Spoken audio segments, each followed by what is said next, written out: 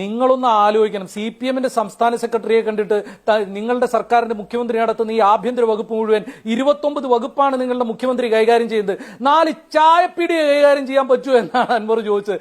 ആരോട്? പിണറായി വിജയനോട്.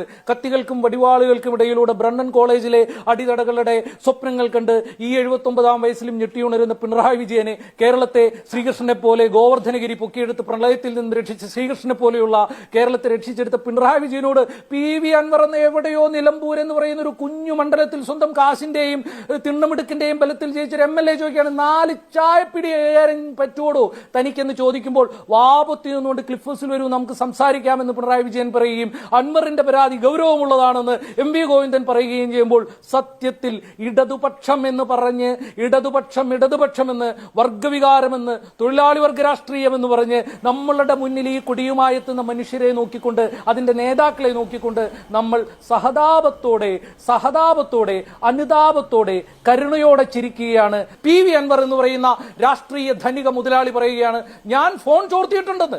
ആരുടെയൊക്കെ ഫോൺ ചോർത്തിയിട്ടുണ്ട്? ഞാൻ ADGP-യുടെ ഫോൺ ചോർത്തിയിട്ടുണ്ട്, ഞാൻ SP-യുടെ ഫോൺ ചോർത്തിയിട്ടുണ്ട്, ഞാൻ ADGP-യുടെ ഭാര്യയുടെ ഒരു ഫോൺ ചോർത്തിയിട്ടുണ്ടെന്നാണ് പറയുന്നത്. ആഹാ, എന്തൊരു സുന്ദര കേരളം! യൂറോപ്പാണ് എന്ന്, ഇത്തരം സാങ്കേതിക വിദ്യകളിൽ യൂറോപ്പാണെന്നാണോ ഇടതുപക്ഷ സർക്കാർ അവകാശപ്പെടുന്നത് എനിക്കറിയില്ല.